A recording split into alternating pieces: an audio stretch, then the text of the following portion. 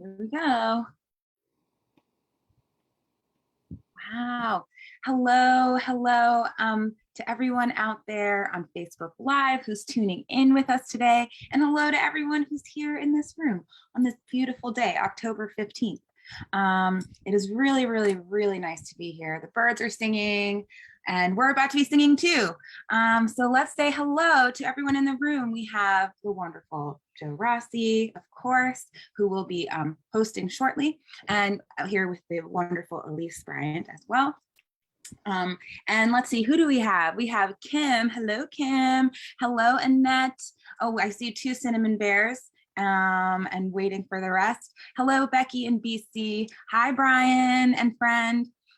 Good morning, Busy Graham. Hi, Sheila in Florida, Cliff in Vermont, Kathleen in Albuquerque, Dan in Vienna, Sarah in Texas. Hi, Mom in Tacoma Park, Maryland. Christiana, how you doing? Hi, Anna. How you doing? Ruth in Birmingham, England. Hey, good evening. Luda in Victoria, BC, Stephen, Michelle, Carolyn, Barbara, Sherry, Shakti, Al, see, there you are over in the corner. And hey, Kevin in New Hampshire, how you doing? All right, let's see who else we have. Hello, Fred, here in DC. Aloysius on the road, Jamie also in Victoria, BC, Juanita in Texas, Gary, LMG, Trish, Storm, and everyone who's popping into the room, Carol in Connecticut, I believe. Let's see, who do we have off camera? Isabel, Lori, Tortoise, and perhaps a new name, Suzanne, Terry, and 99 Jane in Maryland. Welcome, everybody. So glad you're here. And I'm gonna toss the ball, boom, boom, boom, boom, boom, over to Joe. Hello, everybody. Katie, thank you so much. Got it. And it's so great to see all of your smiling faces. Welcome to another day of the Daily Antidote of Song. We're coming up somewhere near 560 at this point, I think, and still going strong and still planning on going on and on and on. Glad you joined us here while we are celebrating Latino, Latina, and Latinx heritage in our second week of cultural heritage. And we have today singing with us the fabulous Elise Bryant, who you all know from previous appearances in the Daily Antidote of Song. And many of you also will recognize her from hosting in our monthly Community Sings and from singing in the Community Sings as well. Elise Bryant, thank you so much for being such a big part of Carpe Diem Arts and the Daily Antidote of Song. We are so excited to have you here today and looking forward to hearing your song and singing with you. Thank you. Thank you, Joe. Thank you, Katie. Thank you, family. Mwah! So good to see all of you, and what a wonderful thing to sing together. Even though we don't get to be in person, we still get a bit of that collective effervescence that comes from choral singing. So the song I'm bringing is De Colores, and I'm sure many of you know this song. And I'll preface it by saying I'm a tenor. So if it's too low for you, altos, sopranos, feel free to take that octave above. Tenors, I'm right there with you. And basses, again, you can drop down that octave if it's too high for you. All right, De Colores. De colores en visten los campos en la primavera. De colores son los pajaritos que vienen de afuera. De colores es el arco iris que vemos lucir. Y por eso los grandes amores de muchos colores me gustan a mí. Y por eso los grandes amores de muchos colores me gustan a mí. Now, as probably some of you can tell that Spanish is not my first language. And as I tell people all the time, I can sing in Spanish. I can't speak Spanish, but I can sing in Spanish. So one of the tricks that someone taught me is to focus on the vowels, rather than focus on the consonants. But actually, when we sing, we only sing the vowels. We can't really sing the consonants. We just articulate them. So when you're looking at the words on the screen, just think about the vowels and listening with your ear. I'm going to sing a line to you, and then I'm going to ask you to sing it back to me. Now, of course, we're all on mute, but I can see your lips moving. Okay? Here we go. De colores se visten los campos en la primavera. Okay? Now sing it with me. De colores se visten los campos en la primavera. Yeah, those vowels right there, the ah and that N, just open wide and let it come out. Here's the second line. De colores son los pajaritos que vienen de afuera. So that J is pronounced like an H, right?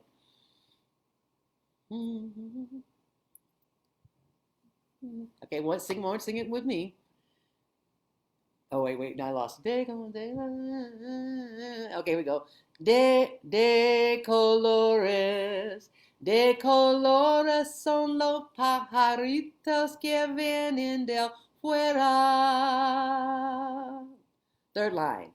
De colores es el arco iris que vemos lucir. I do that one again.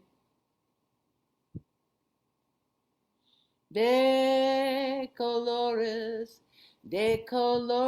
es el arco iris que vemos lucir. Here's the last line.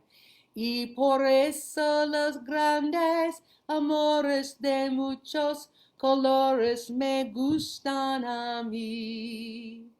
Ready together? Y por eso los grandes amores de muchos colores me gustan a mí. Last line. Y por eso los grandes amores de muchos colores me gustan a mí. Okay, got it? Here we go in the second part. Same melody. Canta el gallo con el Quiri, Quiri, Quiri, Quiri, Quiri. One more time together. Canta el gallo con el Quiri, Quiri, Quiri, Quiri, Quiri. Now that second line, that double L in Gallina is pronounced like a Y, la gallina. La gallina con el cara, cara, cara, cara, cara. One more time together. La gallina con el cara, cara, cara, cara, cara. Los polluelos, same thing, that double L is a Y. Los polluelos con el pío, pío, pío. Oh, I did it wrong. La gallina, Los polluelos con el pío, pío, pío, pío, pío. Los polluelos con el pío, pío, pío, pío, pío. Last two lines. Y por eso los grandes amores de muchos colores me gustan a mí. Y por eso los grandes amores de muchos colores me gustan a mí. Okay, let's do it again. We're going to take it from the top this time. And I'm going to go all the way through together. Ready? And de colores se visten los campos en la primavera. Sounding good out there. De colores para los pajaritos que vienen de afuera. Third line. de colores es el arco iris que vemos lucir. Y por eso los grandes amores de muchos colores me gustan a mí. Y por eso los grandes amores de muchos colores me gustan a mí. Canta el gallo. Canta el gallo, canta el gallo on el Quiri, Quiri, Quiri, Quiri, Quiri. La gallina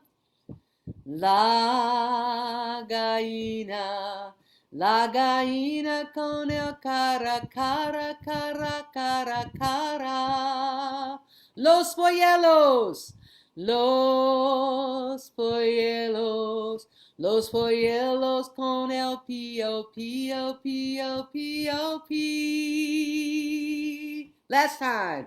Y por eso los grandes amores de muchos colores me gustan a mí. Y por eso los grandes amores de muchos colores me gustan a mí. Yes, so this is a traditional Mexican hymn that is secular in this version because it represents the love of the Chicano people for their land. It's been particularly popular with the United Farm Workers of America, who adopted it as a national anthem for the United Farm Workers Union, and whose struggle for unionization, economic justice, and decent pay of living for agricultural workers continues to this day. Beautiful. Let's all give it up for Elise. That was absolutely fun to sing. I don't know about the rest of you, but I was having a lot of fun making harmonies over here that were reminding me of the harmonies I heard sung with it when I was little. That song came into my frame when I was very little. I don't know about other folks in the room, but in my mind, it's a song that was on children's records when I was little. So I love knowing that there's this labor connection that, of course, I wouldn't have known as a kid. And it's also amazing, of course, that there's a labor connection because so much of what you do your work in and what you represent, certainly in this community and others, is this amazing activist, labor focused human being in the greater scheme of world change. You stand for quite a lot. And so wondering if you can tell me a little bit more about sort of how that song came into your world and other places or cases where you've sung it yourself or choral-wise. It came into my world when I met Cesar Chavez at a rally in Detroit. I was born and raised in Detroit and started working at the University of Michigan Labor Studies Center. And I went to the UAW Local 600, which was my father's local, and there was a rally there for Cesar Chavez. And someone led us in the song, and of course I heard Cesar Chavez speak, and it was just like, oh my God, I was thrilled to bits. So that's how I first came upon the song, of course, in DC Labor Chorus. And I see my chorus member there, Fred. Hey, you doing, Fred? We sing it as part. It's one of our favorite and sacred songs. It's part of our repertoire that we do on a regular basis, and we feel like it's really important not only to sing the song in united with the Latinx folks of this land and the farm workers, but also be singing in another language other than English, to bring in a little bit of cultural democracy as we can. That's great. Thank you. It's really nice to learn that, the layers of that song, the history of it, and some of the ways in which it's moved around in the world. So I know that you are, I think that you are the executive director of the Labor Heritage Foundation. That's and right. Wondering if you can just tell us a little bit about the work that you do there and how it overlaps with music. The Labor Heritage Foundation is, we like to say, the art and soul of the labor movement. That's certainly the cultural arm of the labor movement. It was founded, it's going to be, I think, 40 years in another year or two, by Joe Glazer, who some of you may know from being a great labor singer and songwriter right here from the DC area. And Joe Uline, who was then at the AFL-CIO, and Saul Schneiderman, who some of you may also know from Tacoma Park, who's president of Ask Me Local at the Library of Congress. And there was this thing called a song swap that was going around. And they decided one year to make it a class. And they offered it at what was then called the George Meany Center, which became the National Labor College. as a class, and it attracted about 20, 30 people. And so they said, oh, let's do this as an annual event. So every year, third week in June, somewhere around the 16th, 17th, 18th, 19th, 20th, we have the Great Labor Arts Exchange. And raise your hand if you've been to the Great Labor Arts Exchange. I know some of you have. You're welcome. We're going to hope that in 2022 we'll be back in person. But the Great Labor Arts Exchange is a gathering of cultural workers from the labor movement and from social justice. And it used to be, prominently white guys with guitars. We say WG, WG. But then over the years, we could become more diverse. Saul Schneiderman invited me to come. I was clearly not a WG, WG, but I was involved with labor theater at the University of Michigan Labor Study Center. And Saul and I met at a labor notes conference, and he invited me to come to the Great Labor Song Exchange, is what it was called then, to talk about labor theater. And over the years, it's become labor theater, labor poetry, labor murals, labor storytelling, labor, you name it. But also, just from a variety of social justice movements as well. So we've been coming together, and I invite you all. You can go to our website. It'll be June of 2022. Hopefully, we'll be back at the Tommy Douglas Center, formerly known as National Labor College. That's great. Thanks, Elise. So, yeah, when you were just talking, I remembered the John Lewis quote that we say so often in this room, that a movement without music is like a bird without wings, and I might be botching it, but particular to the labor movement, we know there's like just a legacy of music that has come out of it. And you just mentioned Michigan, and I think when we were talking earlier, it was at University of Michigan, I think, where you said you ran an institute whose name I wrote down, but is not in my head right now. Latino Workers Leadership Institute. Can you tell us a little bit about what you did there? And also, since we're thinking a lot about Latina and Latinx heritage this month, can you talk a little bit about sort of the particular labor issues as it relates to their heritage? Well, like African Americans, many people of Latinx descent were able to enjoy a higher standard of living because they went into work that was unionized. And the University of Michigan Labor Study Center at that time ran a summer school for women workers. And then we created a program called Black Men in Unions, because the brothers came to us and said, well, you got schools for women, but you got nothing for the brothers. What about the brothers? So we started Black Men in Unions.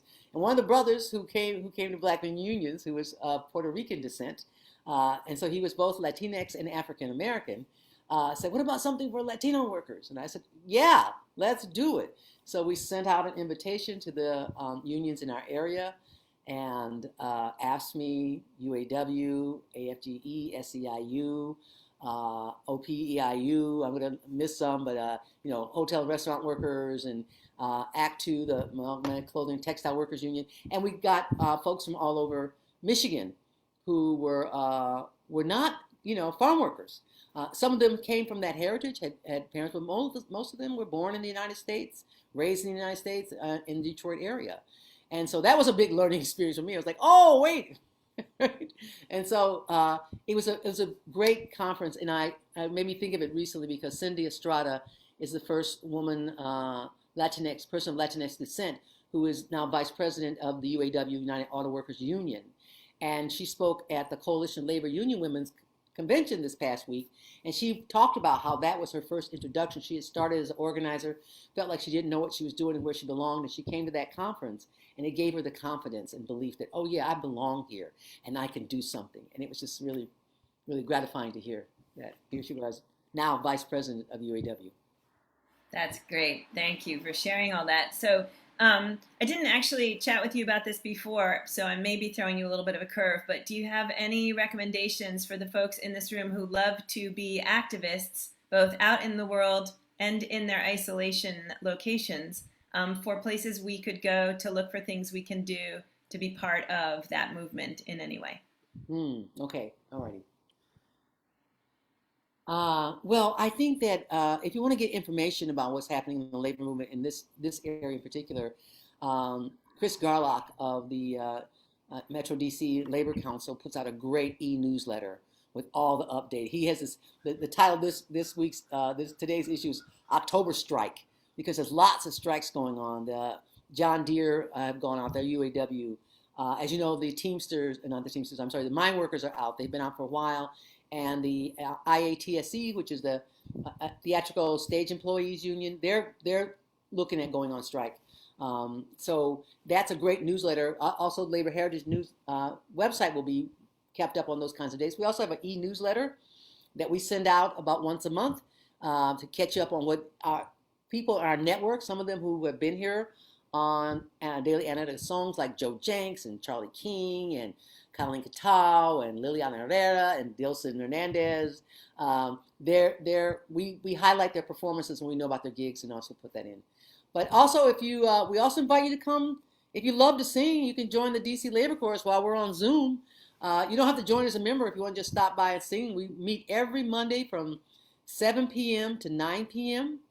We're currently on Zoom, so if you email me at execdur@laborheritage.org, and I could type that in the chat room for you, and we'll send you the link if you want to just drop by and sing with us one Monday.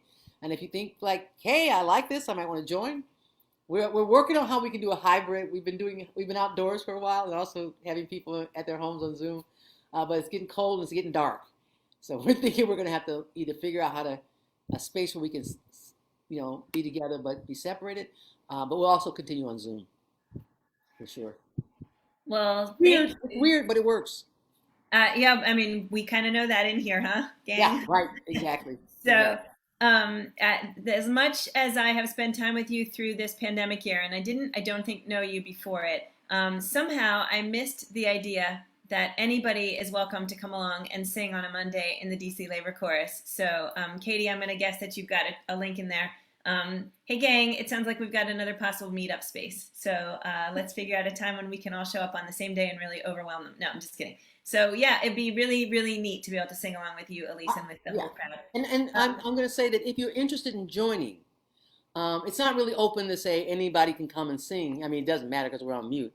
But really, if you're interested in joining the DC Labor Chorus, this is a way to explore with us. You don't have to commit, but we do have auditions. That's great. But we can join virtually at least. Yeah, great. Awesome. That's so exciting. And I did also want to just check in with Katie. You mentioned a newsletter. The first thing that you said, someone who has a blog and a post today that was called October. Can you say what it is again in case Katie hasn't located a link for that yet? You said me Chris somebody? Chris Garlock of the DC Metro Council. Okay. Katie, if you can see if you can figure out something where we can join that would be great. Thank you so much. Newsletter. Super, Elise. Thank you. I'm sure lots of folks are going to be checking it out. I feel super lucky to be in this space singing with you again. And I know you have a super busy schedule, and we don't know if we're going to be able to drag you back in here again in the upcoming months. So I say let's switch over to singing that song again all the way through. Unless there's something else you'd like to say before we... Oh, I'm good. Okay. And thank you. Thank you all. Thanks for being here. Thanks for singing with me. Thank you. So one more time from the top. Yes, please. Okay. All right. Ready. De colores and visten los campos en la primavera. De colores son los pajaritos que vienen de afuera. De colores es el arco iris que vemos lucir. Y por eso los grandes amores de muchos colores me gustan a mí. Y por eso los grandes amores de muchos colores me gustan a mí. Canta el gallo con el Quiri, Quiri, Quiri, Quiri, Quiri. La gallina